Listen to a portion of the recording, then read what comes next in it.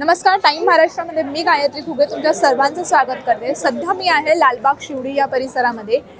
लालबाग शिवडी जो विधानसभा मतदारसंघ आहे यामधील लालबागचा राजा ज्या ठिकाणी बसला जातो तो लालबागच्या राजाच्या परिसरामध्ये मी उभी आहे आणि माझ्या पाठी इथे बघू शकता की शिवसेनेचे जे उमेदवार आहेत ते इथे नागरिकांना सदिच्छा भेट देत आहेत। प्रत्येक शाखेमध्ये जाऊन ते सदिच्छा भेट देत आहेत।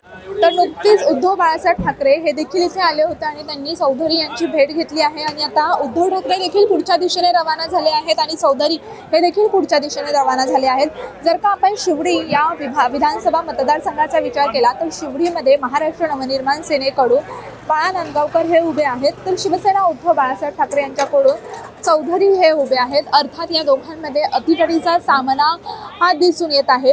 अर्थात ह्या दोघांमध्ये तर लढत आहेच, परंतु त्याचबरोबर महायुतीकडून देखील उमेदवार उभा आहे आणि तिरंगी अशी लढत, एक वेगळी लढत दिसून येत आहे इथे। त्याचबरोबर नेमका कोणाचा झेंडा परत फडकला जाणार हे पाहणं नक्कीच महत्त्वाचं असणार आहे। कारण आता मी जेव्हा चौधरी यांच्याशी बातचीत केली तेव्हा त्यांचं असं मत होतं की शिवसेनेचा झेंडा म्हणजे उद्धव बाळासाहेब ठाकरे यांचा झेंडा पुन्हा फडकला जाणार असं त्यांनी ठाम मत व्यक्त केलं आहे। आणि त्याचबरोबर जेव्हा सध्या जे राज्यातील नेते मंडळींवर हल्ला झाला किंवा काही ठिकाणी गाड्यांची तोडफोड करण्यात आली याबाबत विचारण्यात आल्यावर त्यांनी असं मत व्यक्त केलंय की गृहमंत्र्यांनी हा राजीनामा दिला पाहिजे, मुख्यमंत्र्यांनी राजीनामा दिला पाहिजे असं ठाम मत त्यांनी यावेळेस व्यक्त केलं आहे। आणि महाविकास आघाडीच निवडून येणार असं देखील मत यावेळेस त्यांनी व्यक्त केलं आहे। एकंदरीत जर का पाहिलं तर अशी नांदगावकर आणि अजय चौधरी यांच्यामधली जी लढत आहे ती अगदी अतिटटीची लढत आहे। बाळा नांदगावकर हे देखील सध्या संपूर्ण लालबाग शिवडी विधानसभा हा पिंजून काढत आहेत।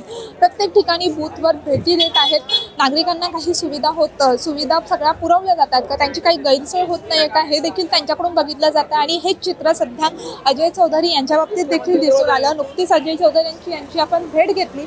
याबाबतचे पुढील जे काही अपडेट्स असतील ते आम्ही टाइम महाराष्ट्राच्या मार्फत तुम्हाला पोहोचवण्याचा वेळोवेळी प्रयत्न करतच राहू, परंतु टाइम महाराष्ट्राच्या मार्फत सर्व नागरिकांना आम्ही एवढंच आवाहन करू की तुम्ही देखील घरात न बसता मतदानाचा हक्क बजावा। मतदानाचा हक्क बजावणे हे आपलं पहिलं कर्तव्य आहे, त्यासाठी सर्वात आधी जाऊन तुम्ही देखील मतदान करा।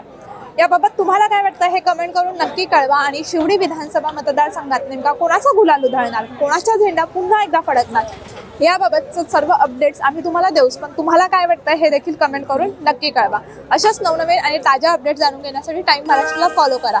कॅमेरामॅन जिग्नेशसह मी गायत्री घुगे बोडके, लालबाग।